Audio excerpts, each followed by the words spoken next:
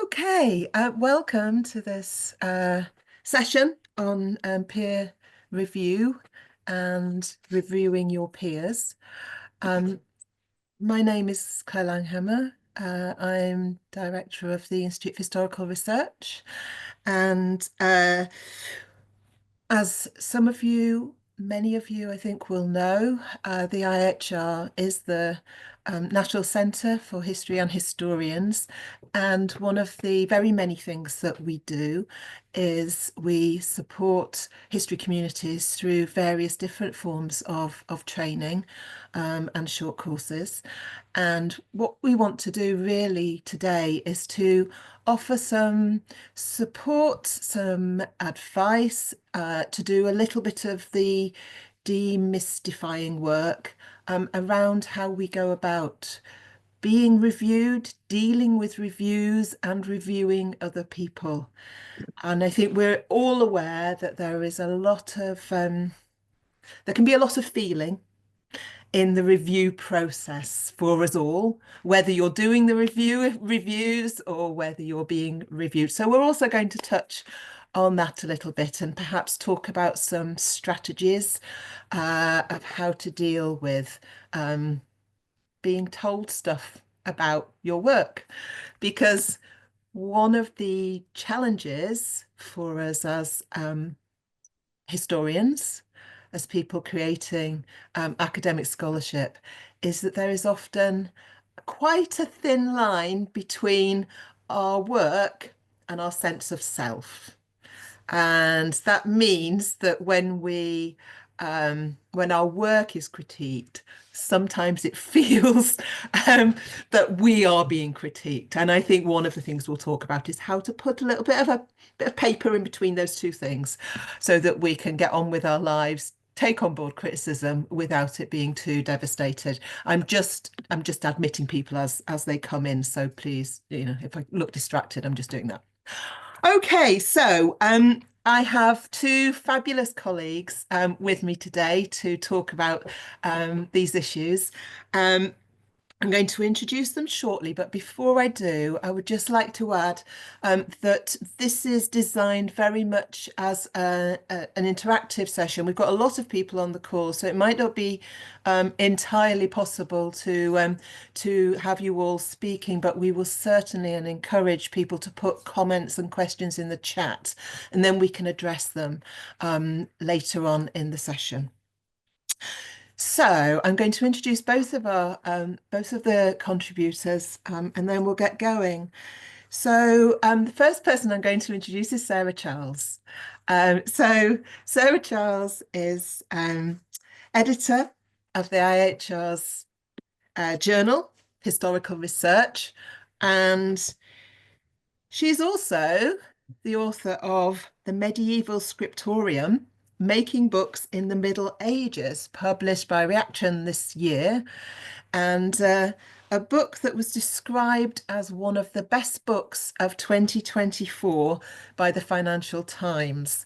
So it's an absolute delight to have Sarah here wearing one of her very many hats today. And Sarah's going to be talking us through the process of submitting to a journal, being reviewed right the way through to publication. My other fabulous colleague is Vanessa Rockall, who is the History Community Liaison Officer, amongst many other things, at the Institute. Vanessa is the editor of the IHR's On History blog. She has now developed a sideline in being the chief point of contact for all things podcasty in the IHR, and is editor of our Reviews in History, which is the hat that she's wearing today. And she's going to be talking us through the whole process of how you do reviews, how you do good reviews, how you do helpful, constructive book reviews, and how you actually might get involved in book reviewing for the IHR. Just to give a little bit of context to my own sort of experience in this field, and then I will stop talking. So I advise, I'm nominally one of the editors of Historical Journal, but it really is Sarah's thing. But I advise when called upon to do so by Sarah. Previously I was one of the editors of the journal 20th Century Contemporary British History, which is now has changed its name to Modern British History, and have done lots and lots of refereeing and reviewing over the course of a disturbingly long career. I'm going to stop talking now, and I'm going to hand over to Sarah for the first part, which is on peer reviewing. Sarah. Lovely. Thank you, Claire. And thank you for that very generous introduction. I'm just going to share my screen.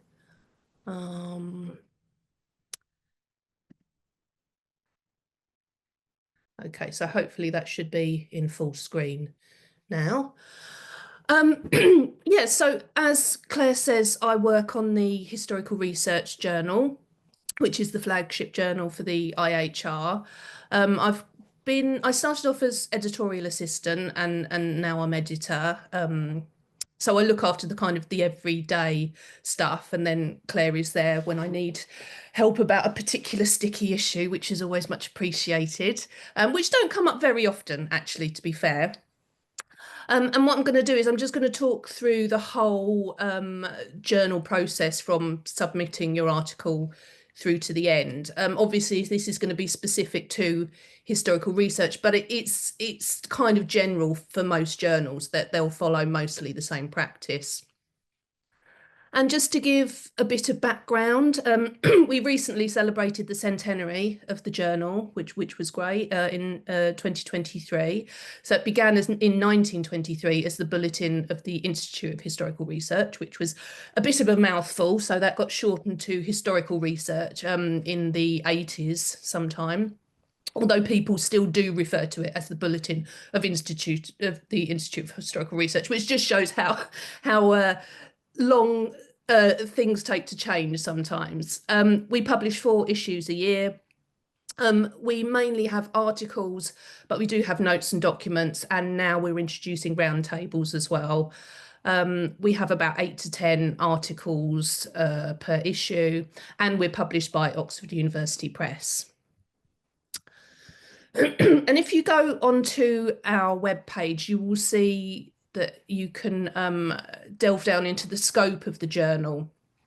When you're thinking about submitting your article to a journal, it's really important to do this research first, because you have specialist journals and you have generalist journals, and that can really make a difference depending on the subject. We are not going to accept something that's really completely niche. But it would be, you know, perfect for, I don't know, Cold War strategy journal or something like that, you know. So just think about where your article is going to fit best and where it's going to get the best readership. So we cover the global history, so anywhere across the world. From the we don't do classical. We start from about 500 AD up to the present day, so that's quite a broad scope we have there. We welcome a variety of approaches and methodologies and interdisciplinary areas, and we like to encourage early career researchers to submit. The IHRs, I'm sure many of you know, is a real community. It's a real hub for people, and for the fellows and the early career researchers, we like to really support them and encourage them to submit their articles to historical research, and just to kind of like strengthen those bonds that the IHR has. And often these end up being you know, relationships that last through all historians' lives, you know, that they published throughout historical research right up to the end. So that's a really nice relationship that we have with our authors. You don't have to be an academic. You can be an independent scholar. That's absolutely fine as well. We're happy to accept articles from independent scholars. So yeah, I think that's about it in terms of scope. So yeah, as I say, just if you have an article that's ready to go, just have a look at all the different web pages of journals you're thinking about, and just make sure it's the right fit. I mean, because sometimes I have articles that I can tell are really very good and very well researched, but they're just not quite right for the journal. And it's nothing against the author, it's just it's not quite the right fit for the journal. So just do bear that in mind. And if you do get an email back saying something similar, don't take it personally. It's just we have a certain readership, all journals have a certain readership, and you need to kind of bear that in mind. So when you have decided on your appropriate journal that you're going to submit to, please do check the submission guidelines, because this really will save a lot of time on everyone's part. It doesn't have to be perfect. I wouldn't expect anyone to understand all of historical research's weird conventions, but make some effort. At least these things that I've put up on the screen here. Like Times New Roman, 12 point, double spaced. End notes, not footnotes. That's not so important as just using something that uses endnotes and footnotes rather than Harvard in-text referencing system, because things like that you can't just press a button on Word and convert things. Well, at least I can't anyway. So it just saves a lot of time to bear these things in mind. And so the word length as well, that's something that's really important to note. Historical research does have a kind of a generous word limit, because we like to have articles that go a bit deeper.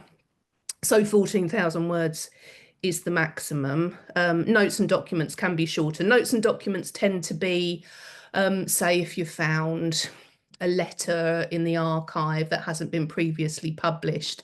So you would have a bit of context and then you would publish the primary source. That's what notes and documents tend to be.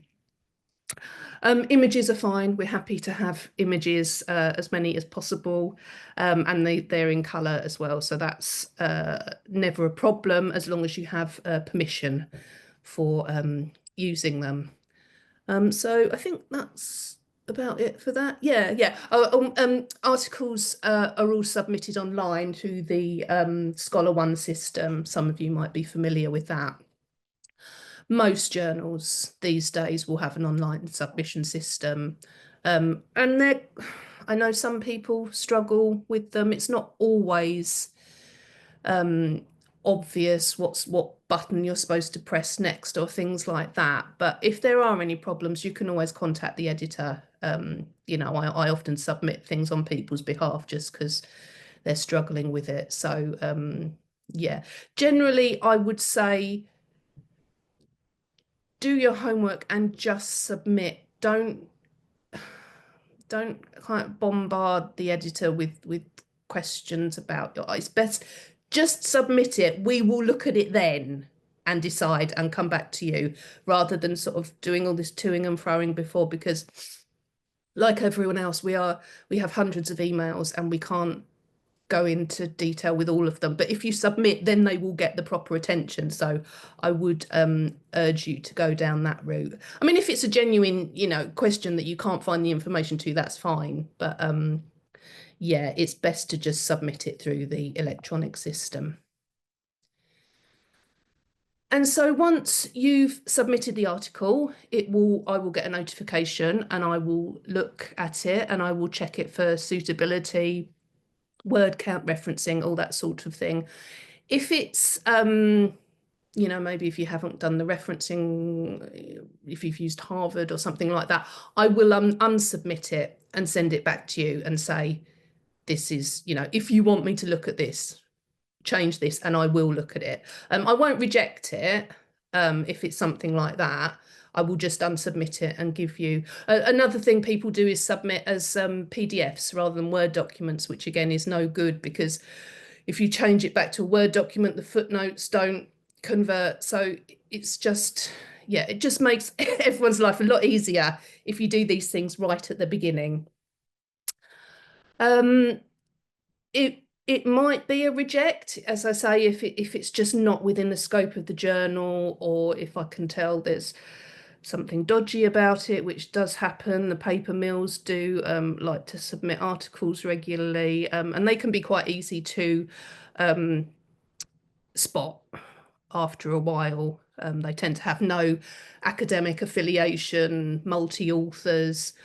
Weirdly, about Kazakhstan, most of the time, the ones I get. And they're just an immediate reject. Best not to interact at all with those ones.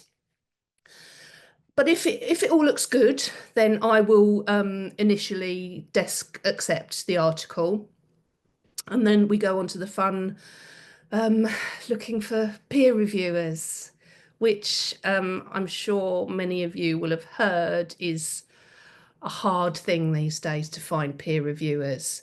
Um, I will do my research on the article, see who you've referenced in the article, search for academics who work in that particular field, try and match up as best I can the most appropriate reviewers. Um, it can take a long time. It's hard. People always want to say, but how long does it take for an article to get published? And it's so hard because it depends on so many factors. And finding peer reviewers is the thing that slows everything down the most. Academics are busy, factor in everything that's going on at the moment.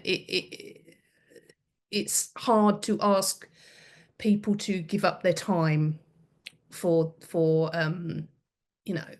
something that sort of doesn't get recognised because of the nature of peer review. So just bear bear with the editors looking for peer reviewers. It takes a while. Sometimes it can go into double figures, but we get there in the end. And I hope you would appreciate that as an author, you would want the best person to be looking at your article, and giving it the proper thought and attention that it needs. So if reviewers do accept, they'll get historical research, they'll get 6 weeks to read through the article and submit their report. And they'll come back with there's a choice of four: accept, accept with minor revisions, major revisions, or reject. The minor revisions and major revisions are the most common, with probably major revisions being the most common. Because you have two different reports coming back, it's really good when they're both in agreement, when they're both minor revisions or major revisions, but that doesn't always happen.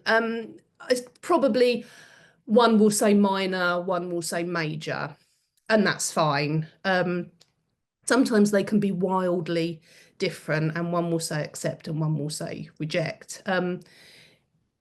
Whenever I get either an accept outright or a reject outright, I would question the peer review itself, whether they've actually read it properly, whether they're coming from, they have some kind of bias or skin in the game, and it's either of those are so final. I would wonder why they chose either of those two options. Sometimes it is so brilliant that it is an accept. If it's a reject, and again, this is where it becomes difficult because all peer reviewers have different standards, and what might be a reject by one peer reviewer would be a major revision by another. It might just mean they reject it in that it's not ready for publication yet, but with significant work it could be. So it's just really important to read those reviews carefully and to make a judgment on what that peer reviewer really means. If they've said they're happy to look at that manuscript again, I would take that it has possibility, you know, and it might be ready for publication at some point. So it's definitely a case by case situation where you look at the reviews and think, but what are they really saying here? Similarly, some people say some people say major revisions when actually they're just minor revisions.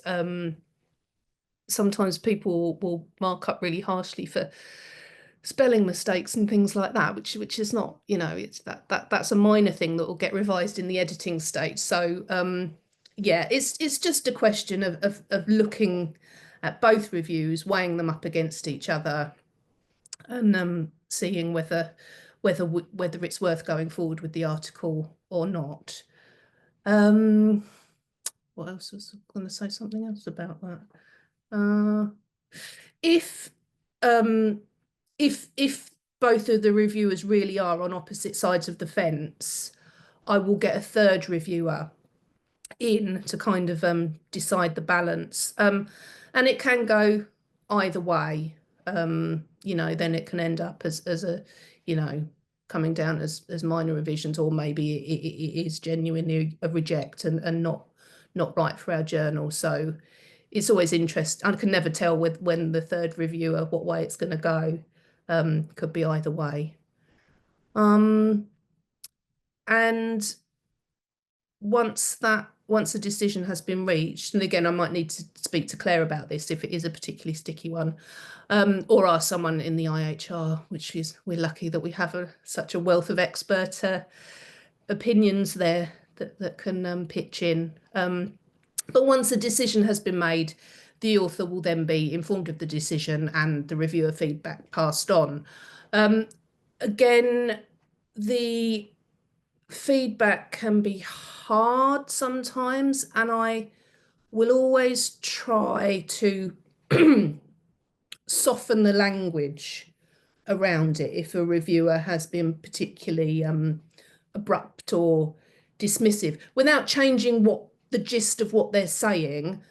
Language can be really important, and a single word, as I know myself, can completely destroy you. So you know, it's just making it a bit more bearable can make a big difference, I think. So I do always try to you know, soften the blow a bit. Yeah, so and then once you've got that feedback, it's best to just read it, go away, and leave it for a bit, you know, a week or so maybe. If if you feel it's been particularly harsh, maybe talk to a couple of colleagues, see what they think. If they sort of think the same too, then come back to me and tell me why you think that feedback is unfair, because I will listen to that. And you might very well be right. I'm not an expert in all of the fields. I'm a medievalist, so that's my bit. If it's on, you know, the Royal Navy or something, I won't have any idea. So if you can come back to me and say, I don't agree with this because of this, this, and this, well, that's fine. You've provided evidence that you know, that reviewer was being unfair. So those things will be taken into consideration. So there's always room for a conversation around those things.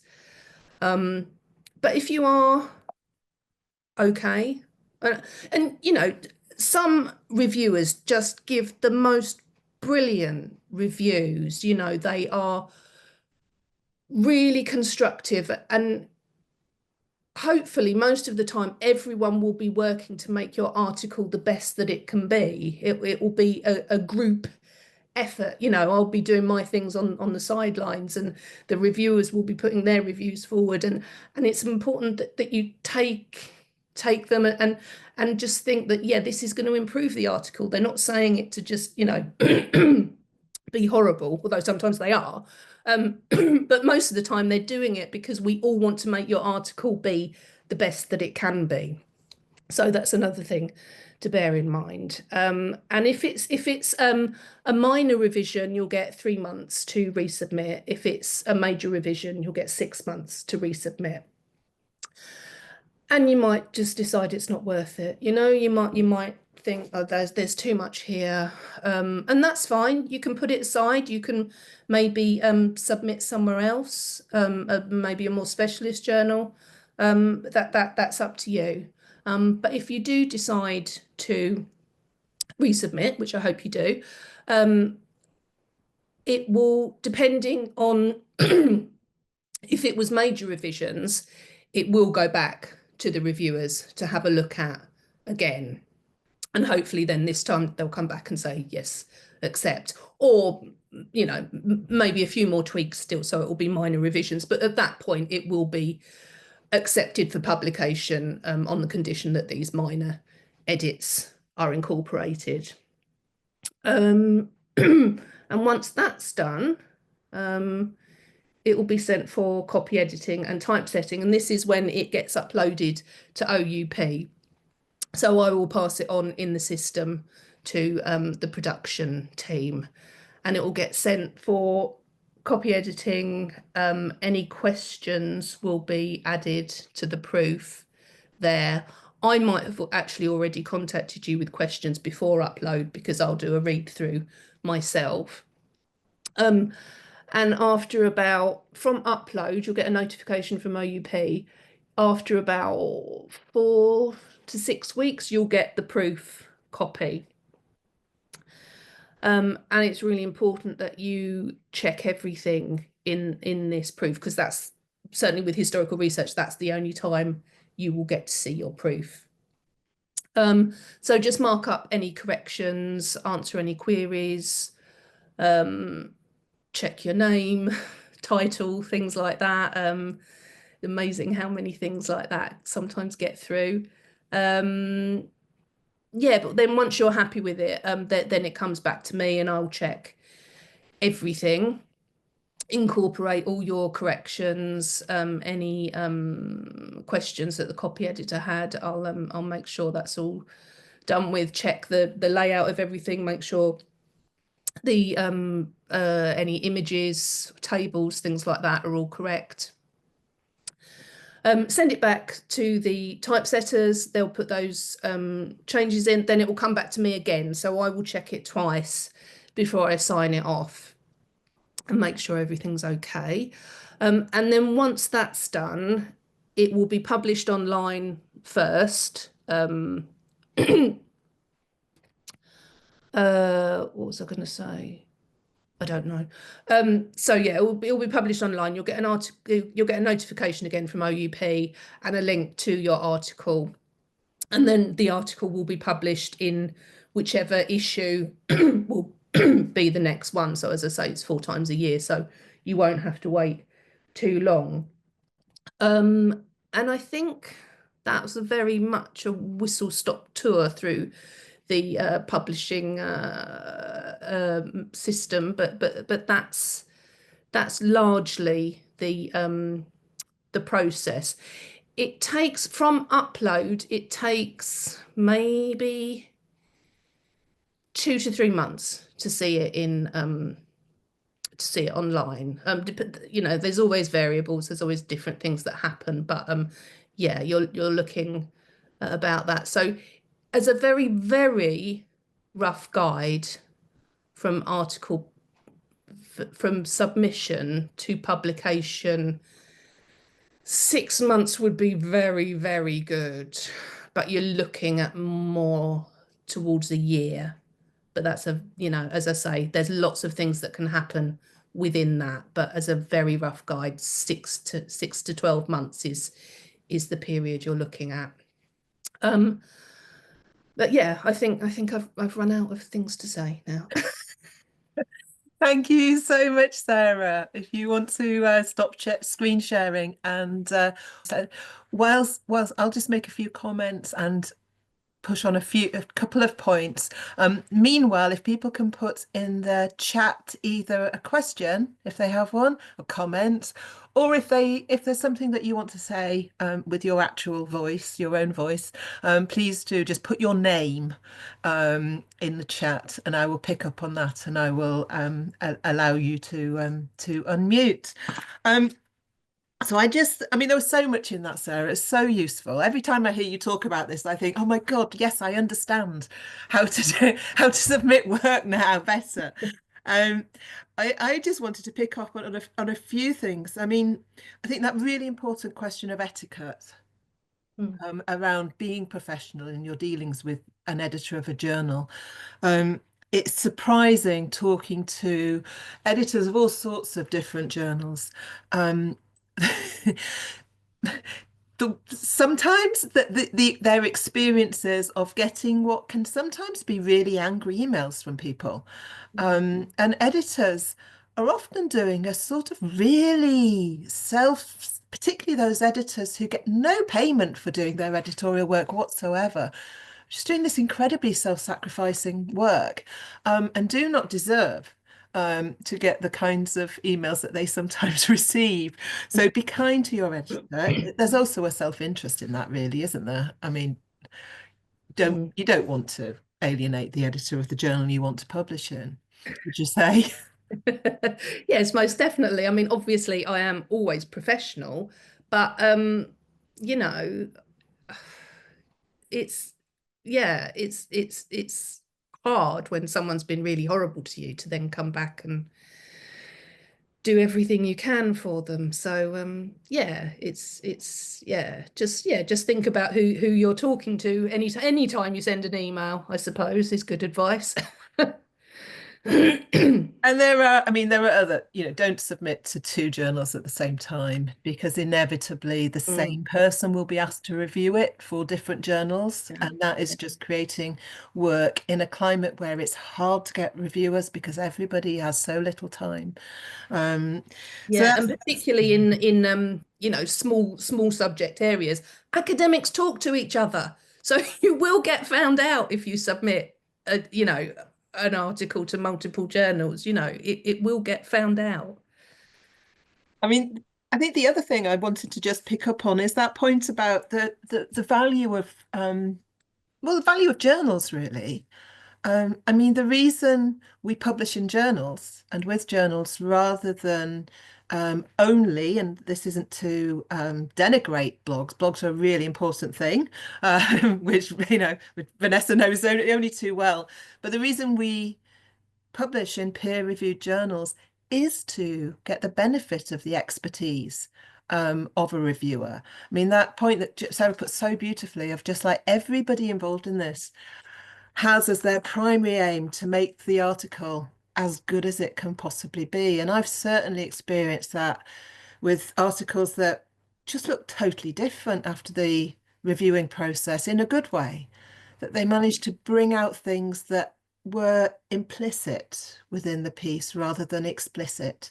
And I think that it can just be a lovely and joyous thing when everything aligns, and a piece is genuinely subject to collaboration.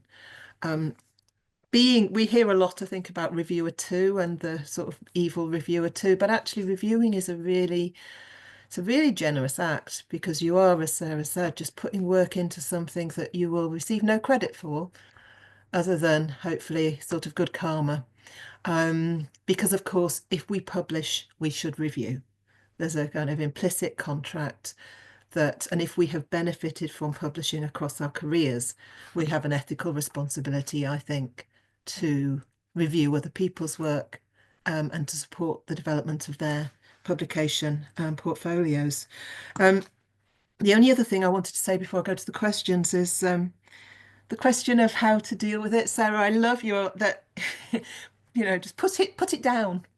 Mm, If it's particularly critical, put it down, mm, leave it. Somebody said to me once, physically put it in a drawer mm. so that it Yeah, could just sit there for a yeah. little while. Mm, Um, I think one thing that we can all perhaps um, benefit from is to normalize failure and to see it as just part of the process of doing work, Mm. that sometimes things don't quite sort of fly in the way that we want them to. There's no reflection on us or indeed on our ability. It's just sometimes the thing hasn't quite worked for the audience that has looked at it. Um, but the other thing is to just talk to people about it, get their views, and as Sarah says, talk to the editor. And when you go back with your revised manuscript, explain to the editor how you have addressed the comments. And if you haven't addressed them all, explain why. There may be very good reasons for doing that. Okay, let's go to our questions. I have Ella Rossman. You would like to unmute. So now I have to grapple with the unmuting. Um, let's do that. Ella, I'm unmuting you. Thank you very much. Thank you. Thank you for this very useful presentation. It was really, really detailed and really helpful. I was wondering, my question is not about the process of peer review itself. It's more about like the first step in this whole process of publishing an article. I was wondering, how can we possibly see these differences between different journals in general history, because there are many of them, and there must be some like this slight specificities, and quite often they're not on the websites of the journals. And if like in the niche, like with the niche journals, you kind of learn it from your supervisors and somehow from seeing what people publish where, you can at some point of time you figure out the difference between, for example, gender and history and the journal of women's history, right? But with the niche journals, for me, it's still a bit obscure, like the difference between the historical research and the journal, which is called history. And I was wondering if I can somehow learn about this, or do I have to learn is there any kind of a like open information about this, or do I have to just learn it through being in the field? Thank you. Claire, do you want to take that one? Well, my response to that, Ella, would be that one of the best ways of getting to know a journal is to read the journal. So if I'm thinking about where I want to put a piece of work, and if, say, for example, I mean, I've never published in past and present, and think possibly it's too late for me now. But if I was, as many of our fellows do, publishing in past and present, I'd spend a bit of time looking through recent issues of the journal and just getting that sense of, as you say, Ella, the kind of the things that it's quite hard to articulate in the kind of aims and objectives paragraph that Sarah put up for historical research at the beginning, just to kind of get that feel for the sort of the tone, the kind of style, the key themes, and also perhaps to think about whether there are conversations that have been building across different issues of that journal that you might actually be speaking to, because publication is why do we do it? We do it because we want to be part of a conversation and to add to a conversation. So thinking about that, I think, can help. Sarah, is there anything No, you'd I mean, I totally understand where Ella's come from, and I find it really hard to when I know that something's not right for the journal and I have to write back and tell them, I find it really hard to crystallize exactly what it is. I just know that it's not the right fit, but sometimes it's hard to say why, and that only comes from having intimate knowledge of a journal. I suppose the other thing I would say in historical research's favour is that it's the IHR's flagship journal, and it has a real focus on ECRs and promoting the early career researchers. So that's one thing that I think you can say that sort of is specific to the journal, but it's hard, and I wish I had a better answer. But yeah. it is, as Claire said, it is just getting the feel for the journal by reading through past articles and, you know, talking to people that have published in them as well and getting their perspective on it. It's also worth adding that the changes in the editorial team can make a difference. But I think it's on all of us who are involved in journal editing to do our best to try and make the requirements as transparent as possible. So I think that's something that journal editors need to take back as well and make sure that there isn't a kind of hidden expectations about what does and doesn't fit. On the whole, I think editors are quite good at explaining why something isn't quite right. And also the key thing is just ask. Again, ask an editor, does this fit what you're interested, you know, what the journal does? And because journal editors are these kind of incredibly generous people, freely giving of their time, they're likely to actually tell you. Okay. Okay, we have a question from Mary A. How do you know which aspects of the requirements are hard lines, like the submission word limit, Sarah? I mean, I know I did say to not email the editor beforehand, but sometimes in those cases it might be useful if there's a real case, like if it's over 14,000 words, but there's like a real valid reason for that. If you just give me a heads up, that can help enormously. There's I don't think I would ever reject something outright just because it hadn't conformed to the you know, our submission guidelines. I'm much more likely to unsubmit it and then tell you why, and giving you a chance to resubmit. But I think maybe other journals that are just inundated with submissions, they might have a harder line because they simply don't have the time.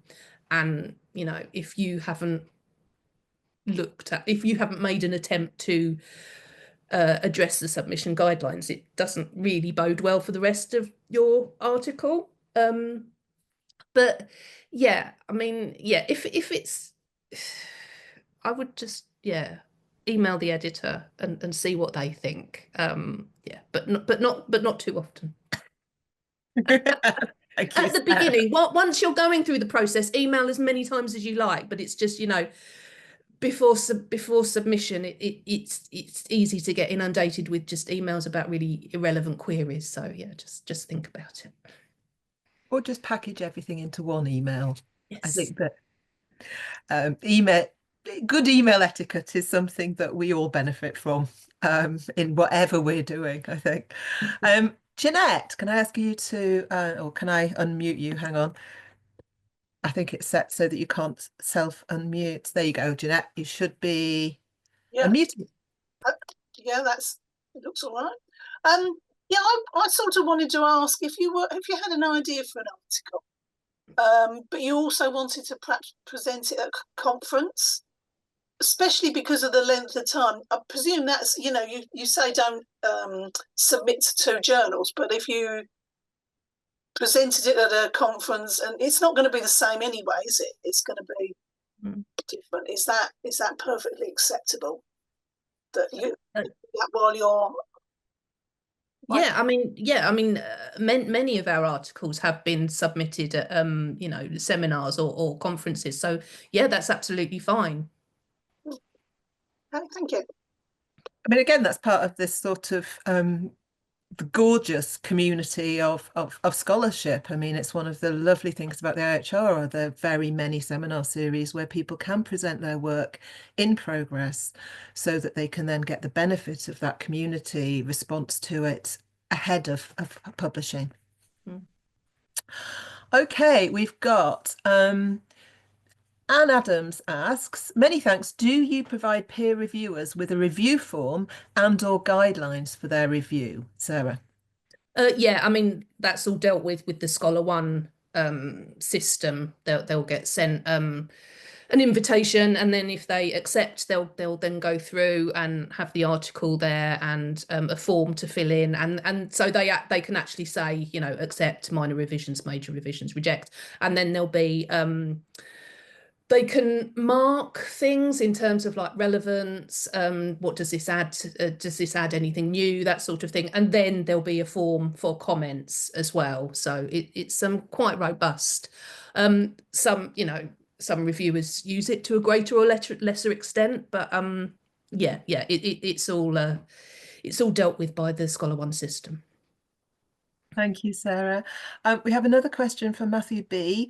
What do you think is the best way to deal with reviewer comments which focus on writing style, lexical choice, rather than research, results, and interpretation? So I like the author's voice to come through as much as possible. You know, I think that's the whole point of, you know, you want to hear what the author thinks and you want to hear their voice. So I would not place too much on that unless the writing was particularly florid or, you know, more fitting to an English literature journal. But, you know, we publish, you know, we publish a lot of articles where people don't have English as their first language. So that wouldn't be so much of a concern for me. If the reviewers think that the actual research subject is worthy, then that's the most important thing. I mean, obviously we'll get it into shape, but as much as possible, I try to keep the author's voice in there. Thanks, Sarah. And that also addresses, I think, Amelia's question, which was, could you say a little about second language speaker submissions? Yeah, okay. So, I mean, we do have a certain level, you know, but we do take into account that, you know, English isn't everyone's first language, and we try to encourage submissions from people that don't have English as a first language. So if, I mean, if it's you know, if I can understand it, then that's fine. And the peer reviewers might pick up on it as well, and they might just say, you know, make sure that a native English speaker goes through this first before resubmission, and it will get tidied up along the way. You know, that's the whole point of the editing process. And it's, I mean, that sort of leads into a difficult question in the use of AI and things like that, because non-English speakers will maybe use that to tidy up their language, but then there's a danger of it seems like it's coming across as the whole thing was AI generated. So that's a whole kind of new issue. But that's, of course, when all the background checks come in that I do initially, you know, are you part of a academic institution? Do you have a doctorate? Have you published other articles? So I do all that background research first. Yeah, it's getting with all these new things that are coming in, there's much more of a vetting process, I think, at the beginning, just to make sure that you're not you know, a chatbot. That does address Adriana's important point, you know, about the use of AI, and have felt that some articles read as AI generated, and I know that's causing quite a lot of problems for journalists at the moment, isn't it? Yeah, but then, I mean, if English is not your native language, then it's hard to mark someone down for that, because they want you want your work to be as easily understood as possible. So I understand why that might be used, and you know, there's a whole other thing with you know, neurodiverse people, that might just be their natural way of speaking anyway. So as I say, I do the background checks at the beginning, and you know, hopefully that should smooth out any possible AI issues. Thanks, Sarah. I mean, I think that's coming across as for reviewers. I think that the key thing you have to have in your head all the time is not why haven't they written this like I would have written it? Just as you should never think, why haven't they done this research in the way I would have done it? It's always coming to it, asking, well, how have they written it? You know, and how can I help clarify things? And also then, you know, how can I engage with the way they have actually done it? And I think that often, most of the time, our reviewers take the latter approach, don't they? And it can be quite a nicely sort of inclusive and generative space, but not generative as in an AI way, I suppose. There's a question from Elizabeth, but Elizabeth, with your permission, I'll leave that to one side because we're about to turn to book reviewing shortly with Vanessa. I think we might have, I think that might be the end of the questions on journal peer reviewing for the moment. So thank you, Sarah. There may be time to mop up any final questions at the end.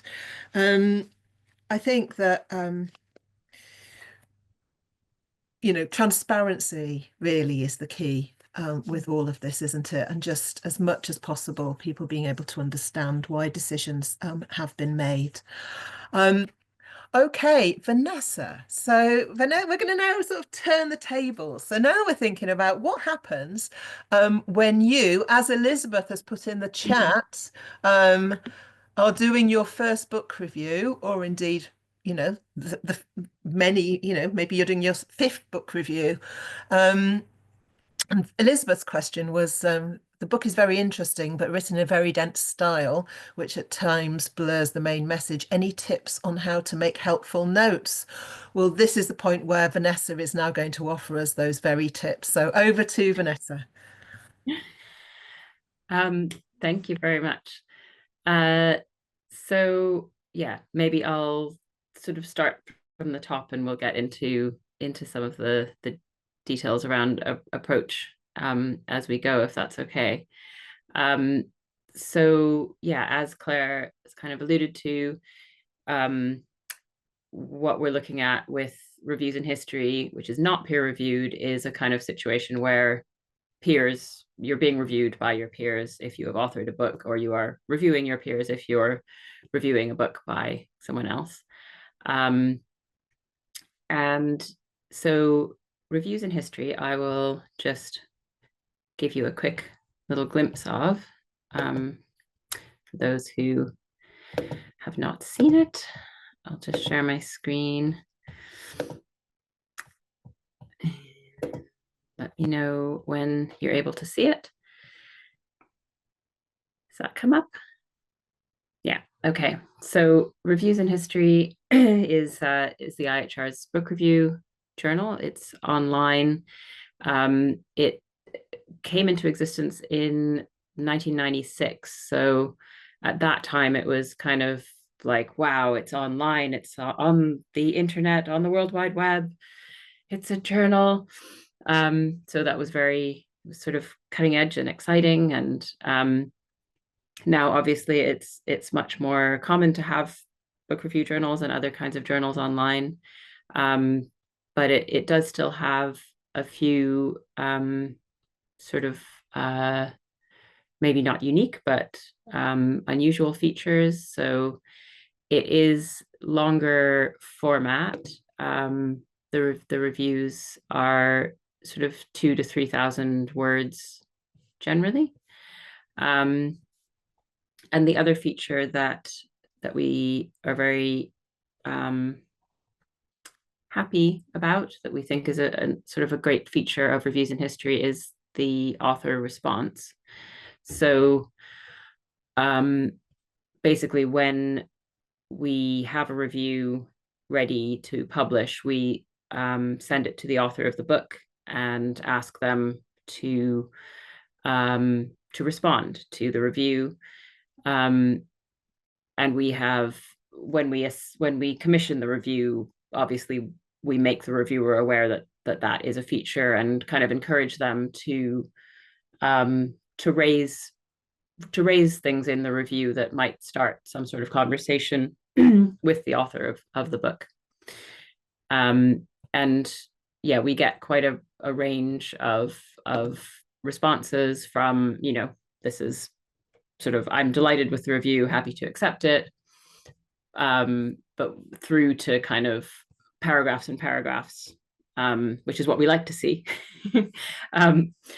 And, you know, I'd say about at least a third of the time, we get something quite substantial, which is, you know, not a bad return, because everybody, as has been mentioned, everyone is just really overworked and busy, and as well as all of the time that it takes for the reviewer to write the review, it's obviously going to take the author time to engage seriously with the review and provide a response. So it's great when we do receive those. So sort of zooming out again a bit, and thinking about sort of the purpose of book reviews, and what they're for, why they're important. Obviously, book reviews can serve a really wide range of purposes. You know, sort of from the obvious, they can identify books that people might want to read. If you're kind of engaging with them within a journal, seeing a broader range, I guess you you get a general survey of kind of new trends in research, new ideas, new work that's happening in your field or beyond. It can obviously be a starting point for literature review lists. In the case of reviews in history, I guess similar to historical research, we do cover a really wide range of areas. So in terms of time and geography and type of history, and that can include and does include books that are on very specialist, very niche kind of topics, through to more general history. But even if, I guess, if we are commissioning a review of a book that is on a very niche topic, something that we encourage reviewers to do is to bring out, I suppose, review the book in a way that highlights why it is of interest to a broader community, kind of engaging a wider audience. We do primarily review academic history texts, but we don't want to only appeal to an academic audience, and you know, certainly not just professional academic historians. So we do we provide our reviewers with guidelines. I think there was a question about that in terms of historical research. So we do provide guidelines, and those guidelines address, you know, how we want the review to be aimed, I guess. Who do we want to be writing for, as well as issues of style and being productively critical, which we'll get to again. So yeah, we're trying to provide reviews that are of a good academic standard, that are accessible to a broad community of those interested in history, so that, you know, students, general public, and so on, as well as professional historians. So we hope that people from a really wide variety of backgrounds who engage with reviews in history are getting something from it. So in terms of what we would say makes a good book review, particularly with reviews in history, as I mentioned, has a longer format. So usually we like to see a reasonable survey of the book, just in terms of what does it say, what's in it. And reviewers may want to focus on a particular aspect that they were especially engaged with, and that's fine, as long as that's done transparently and not at the expense of providing an overview, you know, actually properly engaging with the full work that the author has taken so much time and care to produce. But obviously, in addition to giving a survey, an overview, we do want critical analysis of the work. So yes, importantly, we want that to be done in a way that is supportive and collegial and helpful. So it's absolutely fine to to I suppose address areas of the work that, you know, could be stronger or could have been approached in a different way, or wouldn't it be interesting if this could be expanded in this direction. But I guess what we don't want to see, and some of this has been mentioned earlier, sort of inappropriate focus on the reviewer's own area of expertise that comes across as kind of specialist infighting or nitpicking, or kind of overshadows the whole work. And yeah, sort of being critical without being constructive. So it's like just a jab, and then there's nowhere to go from it. It's not encouraging a conversation or an expansion or anything. It's just feels like kind of point scoring rather than drawing out potential through some sort of discussion, or highlighting new avenues or approaches. So yes, that's always, you know, it's tricky giving that analysis, you know, in the best possible spirit. But that is something, you know, certainly through our guidelines, we encourage reviewers to do. And when we get a review, if we feel like that's something that needs to be shifted, then we will come back and we can work on that together.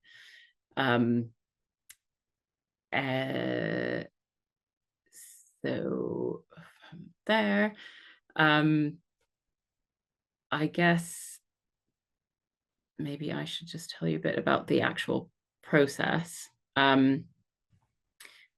So yeah, as mentioned, Reviews in History is not a peer-reviewed journal, and the kind of process therefore is less formal, I suppose. But we do have an editorial board, which is made up of about I think about 15 academics who work across different areas of history, and we rely on them to suggest new titles in areas that they're aware of, and also to suggest reviewers for those titles.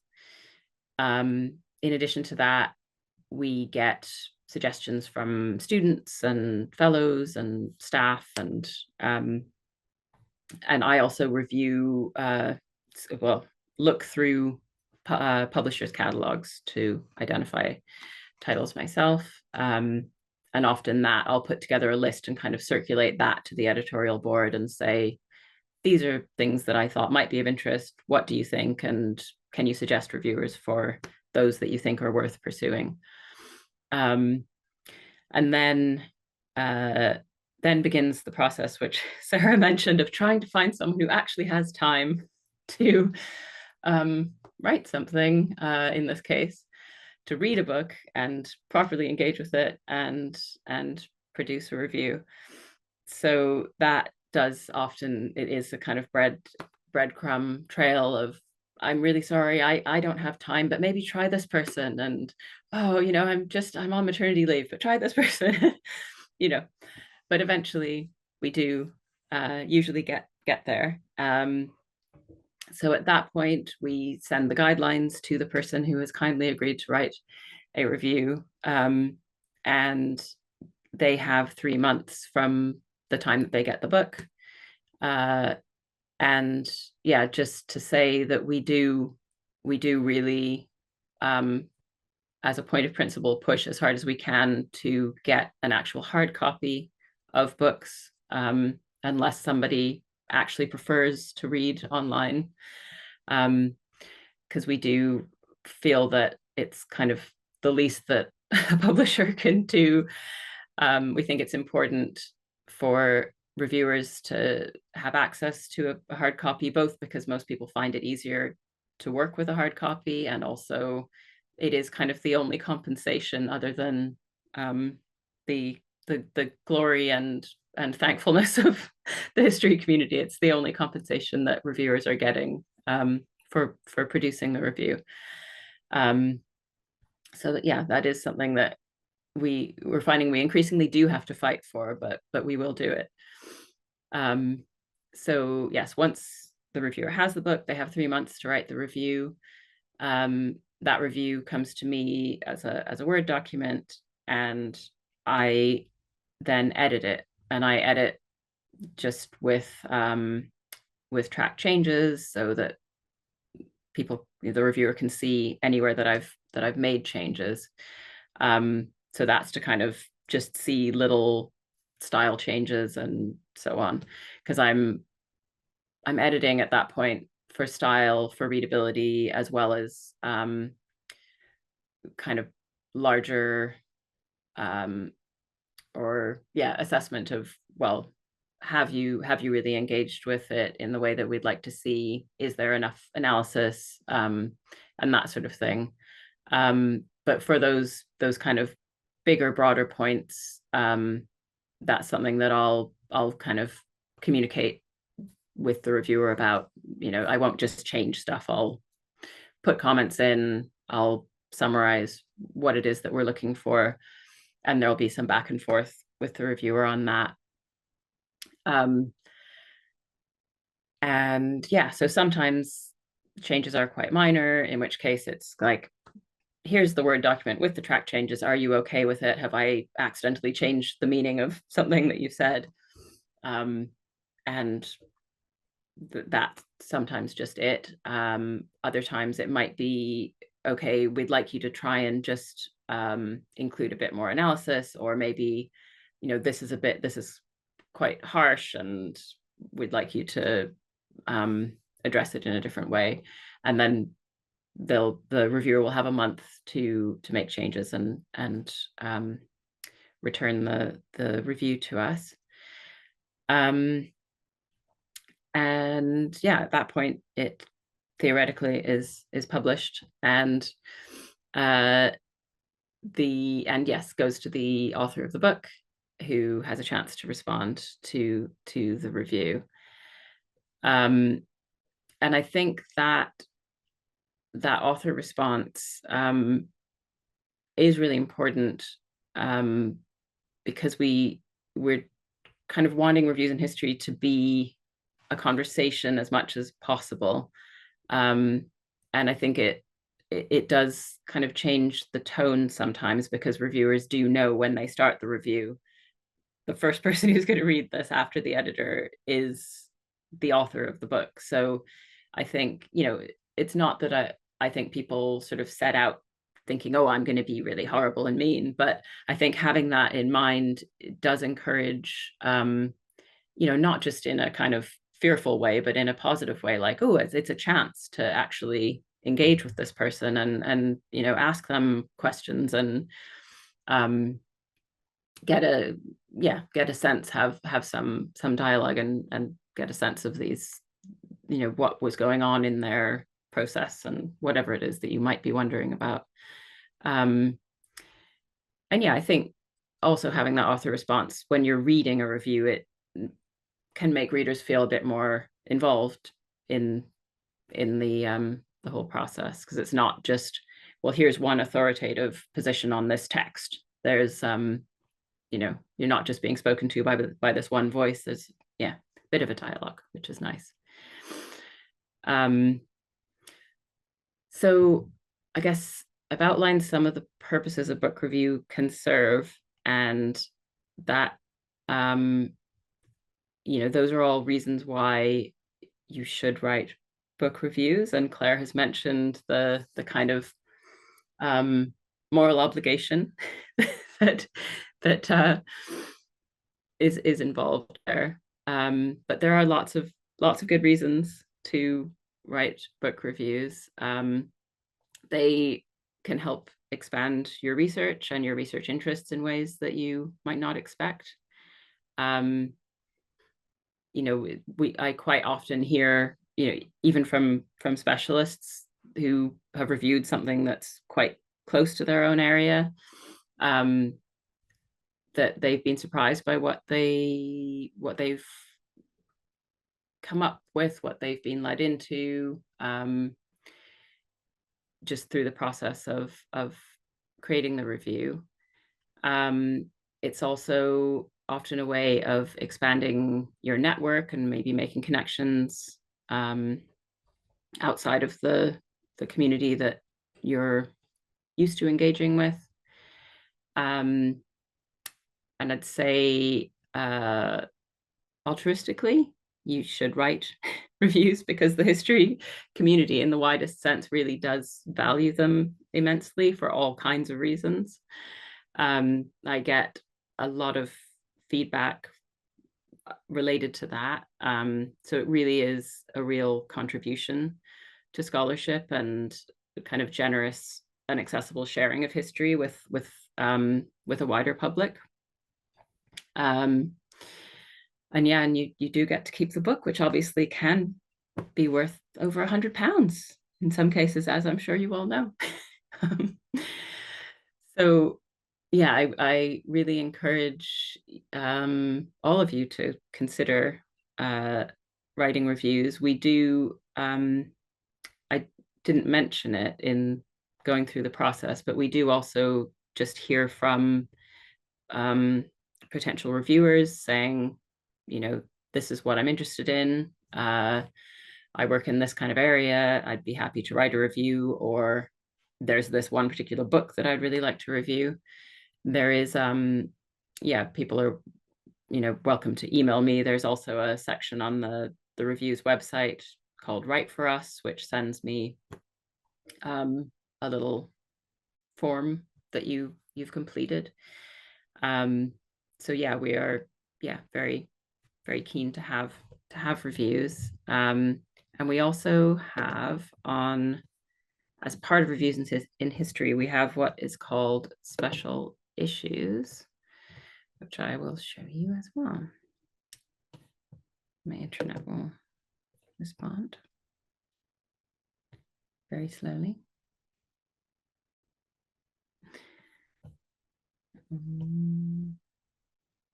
It's still loading, but I will share my screen and start to explain. So special issues are collections of reviews that are, here we go, can't read the page, of collections of reviews from the Reviews in History catalog that are on a particular topic. So all of the reviews, we've got 2,500 or so reviews up on Reviews in History. So every review that we've ever published is on here and accessible and searchable. And they can either be searched by geographical area, history type, or time period.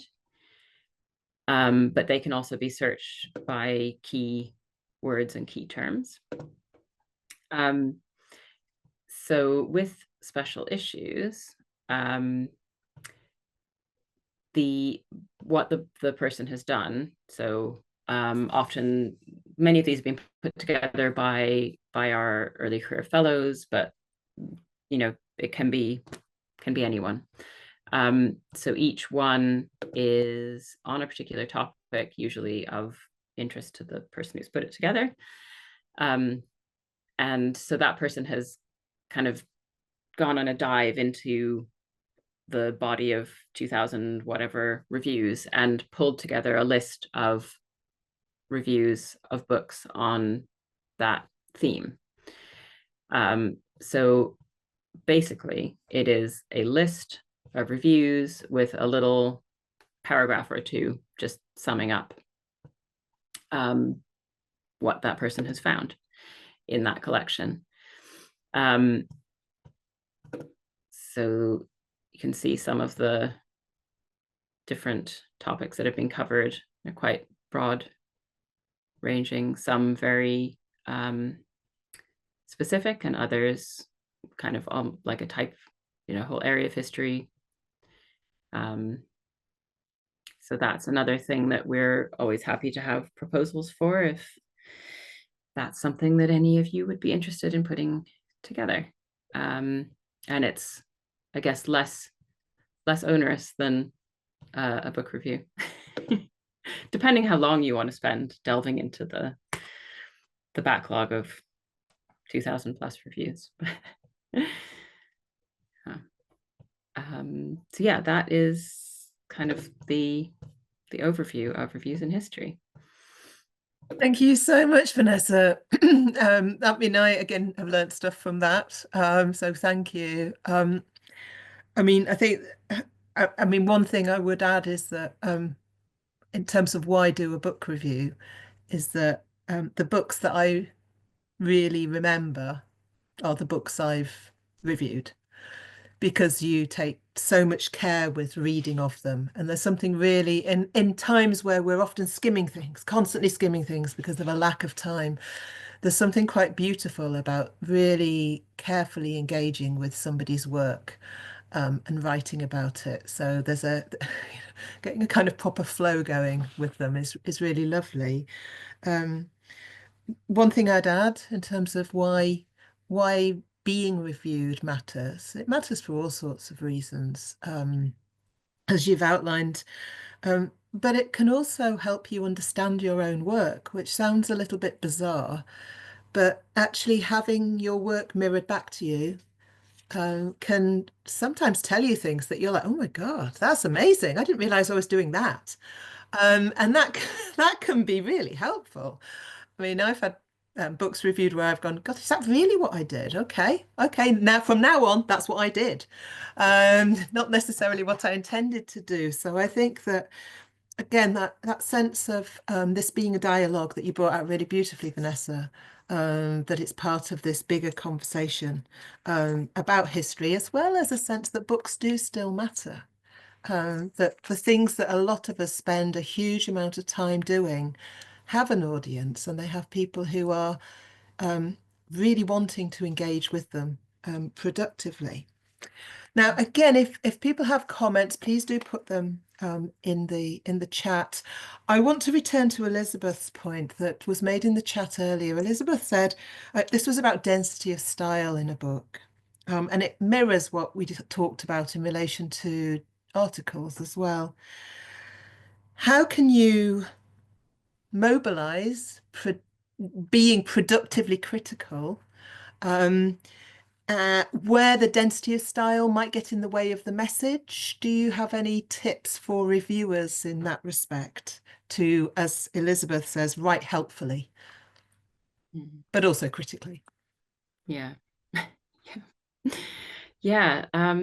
So Claire, I'll ask you to also chime in on this, because you've written many reviews, but that is tricky. And I mean, obviously, I think that is something that is definitely worth illuminating, if that is an issue with the book, if the style and the density of that is making it difficult to kind of get the message of the book. That is something that it would be beneficial for the author to hear about. But yeah, I suppose both how you review it, even, just how do I cover this when I'm actually having trouble pulling out what it's trying to say, and then how do I communicate the fact that is an issue without being well, how do you do that helpfully? It is very tricky. I'm trying to think of examples where somebody has done that really well.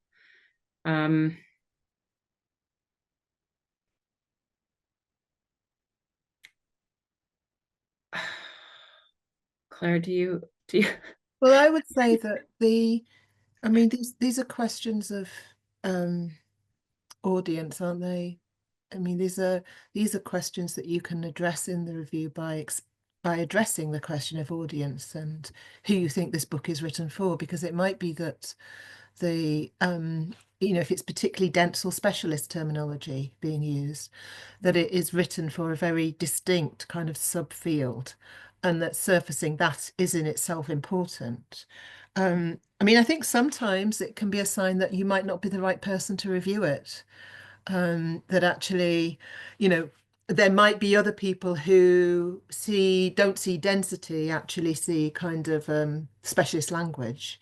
But where the problem is just that it's difficult to understand, I think that we do need to acknowledge that. My starting point, but it's not necessarily the right starting point when you're looking at a book, is always to assume that this can be years and years of work. This has already gone through review for the press, to the extent that it's actually been published. So there's something in this book that is of value. And I think that foregrounding that, whilst also pointing to some of the challenges for a reader, is really, really important. But ultimately, being productively critical might actually involve gently pointing to some of the challenges that you, as a reader, have faced reading it, and acknowledging that they may not be challenges that other people experience as readers. We all read differently. Yeah, I think that is a really good, that's a really good point. And across all kinds of issues that reviewers might raise, is if you can kind of present it as something that, rather than saying, well, this is a statement about, well, this book is terrible in this way, if you can kind of make it more personal in that way, as Claire says, like, say, this is what I found as a reader. I think that first of all is accurate, but also it automatically kind of softens the message. It's not going to come across as some kind of terrible condemnation from the world of history if a reviewer is saying, well, when I was reading it, I found some of these passages a bit dense, or some of this stuff was a bit hard for me to pull the meaning out of. That just sounds a lot, I think, easier to take as constructive critique than a kind of bald statement of, this book is like this. And yeah, that's a really good point, Claire. And that point about hearing constructive critique is really vital, because all of this is also about how we communicate our messages. And we all know that if you go in really, really hard, people just turn off and don't listen. They put the review in a drawer and never look at it again. And again, it's about what's the best strategy for encouraging dialogue, as well as being reflexive ourselves. I mean, sometimes I'm sure most of us on this call, if not all of us, will have experienced that thing of reading a book and just being made angry by it for reasons that you can't quite explain, because it's a piece of history. And I think interrogating that when we're reviewing something as well. Why are we having this sort of a strong visceral response to something, to a way of writing, or to the use of particular sources? That can also help us a little bit. We've got some other questions. If you have any more, put them in the chat, or put your name and I will unmute you. We've got a question here about can authors send their own books to you to be reviewed, Vanessa? Yes, absolutely. I do get lots of emails from authors as well, and that's absolutely fine. Yes. So obviously, please don't be offended if we don't end up reviewing it. There are just so many, which is great. There are so many books being published all the time, and what we're able to cover is like this tiny little drop of what comes out every month and every year. So yeah, I mean, in the spirit of not taking things personally. It absolutely will not be that if we don't end up reviewing your book and you've written to us about it. But absolutely, yes, please do. And yeah, authors often do that. And I know, depending on the publisher, I do get messages from authors saying, oh, I'm so frustrated with my publisher, is just, they're not promoting this at all, and so I'm having to kind of email everyone individually. And so I know, yeah, people are in all kinds of different positions, and you've put so much work into getting your book written and published. So certainly do let us know about it. Thank you, Vanessa. We've got another question here from Said. Thank you so much, Vanessa. My question is, what fit should one reach before even contemplating reviewing a book?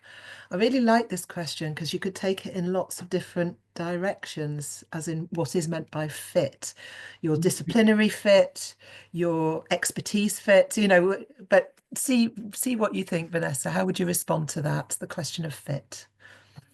Right. Okay. So in terms of, okay, I would say if so if someone proposes reviewing a book to me, someone emails and says, I'm really interested in reviewing this book, I guess I'm usually looking to see that there is that person has some experience of either academic writing or writing of ideally maybe another book review, but everyone has to write a first book review at some point. So some sort of critical historical writing. So there's that. But I wouldn't say that somebody, again, depending on how specialist the book is, I don't think somebody has to be, sort of an eminent historian in that field of work or anything like that. And we often get really interesting reviews when people are kind of stretching slightly out of their own area of specialism or experience. In terms of what else, so fit, what else did you say, Claire, as your interpretation? That's it, really. I mean, I think you've answered it. I think. I mean, I hope that feels like an answer for the questioner. But I think that is it. It's kind of, I suppose, it's a question about what qualifies you to review, really, which you've addressed, as well as both in terms of subject specialism, but also in terms of kind of, I suppose, sort of academic experience, which, as you say, this is a good place to get that experience, to do the first review, because of our commitment to early career researchers, and both our journal, well, Reviews in History and Historical Research, as places that really welcome people at the beginnings of their careers, as well as in the middle and at the ends. Okay, I think, have we got any others? I think I may have, we've talked about how we choose books to be reviewed, and that's very much a kind of some suggestions, some research, some, so I think we've answered that one. Are there any other questions that people have before we bring this session to a close? I can't see any. It is coming up for dinner time, so if there are no more questions, then I would like to thank all of you for coming to this session. It's really lovely to see so many people here thinking about the whole process of doing this kind of work. We really value the engagement of the history community in these kind of sessions. But I obviously particularly want to thank Vanessa for taking us so beautifully through the world of book reviewing. I hope that this has encouraged people to do reviews, to participate in this dialogue, because it is a really important way of showing that what we do matters. And also, of course, to Sarah for taking us and demystifying that process of submitting to a journal. And hopefully people will feel less daunted, if indeed you did feel daunted at all, by the prospect of receiving reports from referees. Most referees, just to reiterate, whether they're reviewing books or whether they're reviewing articles, really just want to do their citizenship work of helping make history better and helping get the message about particular books out there.